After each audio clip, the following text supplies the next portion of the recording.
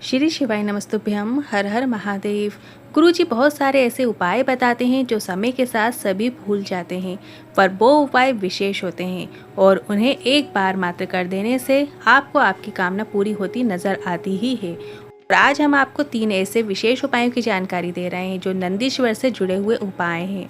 आज हम जो उपाय बताने वाले हैं सभी नंदी भगवान से जुड़े हुए उपाय हैं और विशेष उपाय हैं। आप कोई एक या एक से अधिक उपाय भी करके अधिक से अधिक लाभ प्राप्त कर सकते हैं। सभी उपाय आप रोज कर सकते हैं, मतलब आप किसी भी दिन किसी भी समय इन उपायों को कर सकते हैं।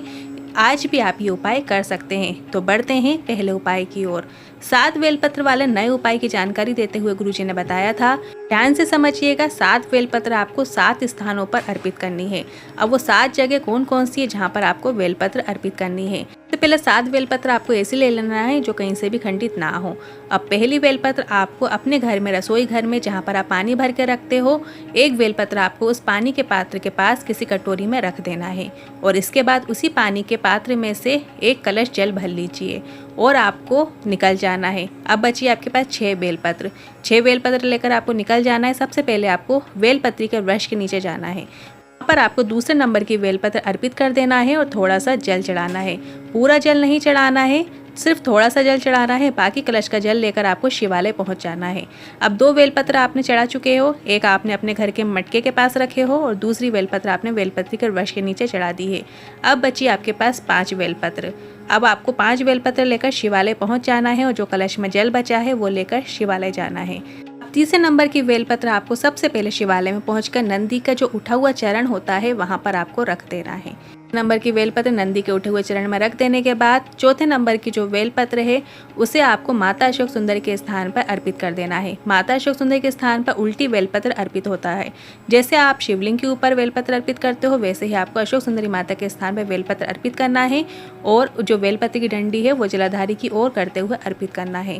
के बाद 5वें नंबर की बेलपत्र माता पार्वती के हस्त कमल में आपको अर्पित कर देना है। जो कोल कटी भाग होता है वहां पर आपको अर्पित कर देना है।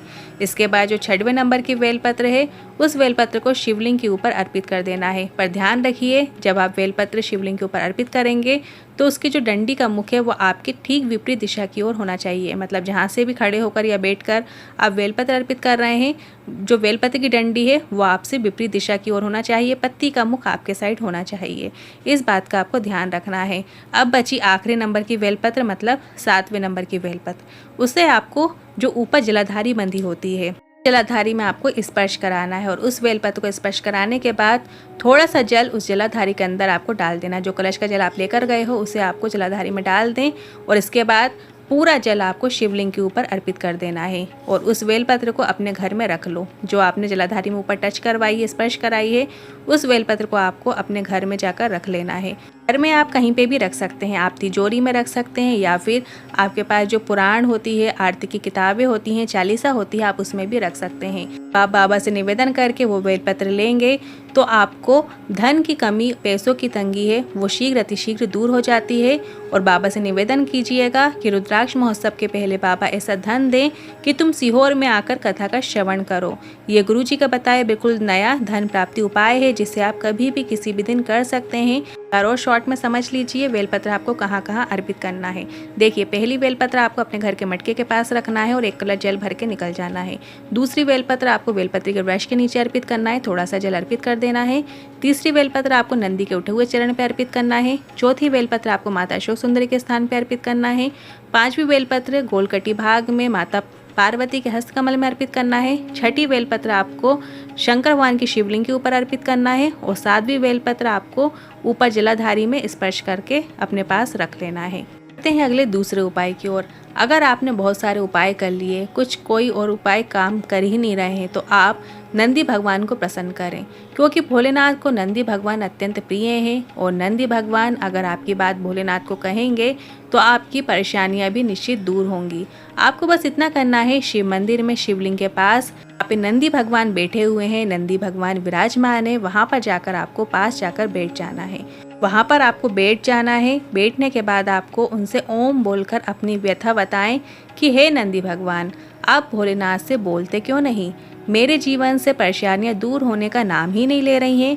मैं खूब पूजा पाठ करती हूँ, कुछ हो ही नहीं रहा है। इसके बाद आपको नंदी भगवान के उठे हुए पाँव के पास एक मूंग का दाना अर्पित कर देना है और घर आ जाना है। ये उपाय आप कभी भी किसी भी दिन कर सकते हैं। आज के इन दोनों उपायों से जुड़े मन में कोई सवाल या क्वेश्चन है तो आप कमेंट के जरिए पूछ सकते हैं। वीडियो थोड़ा भी उपयोगी लगा हो तो वीडियो को लाइक करके कमेंट बॉक्स में हर हर महादेव ज़रूर टाइप कीजिएगा।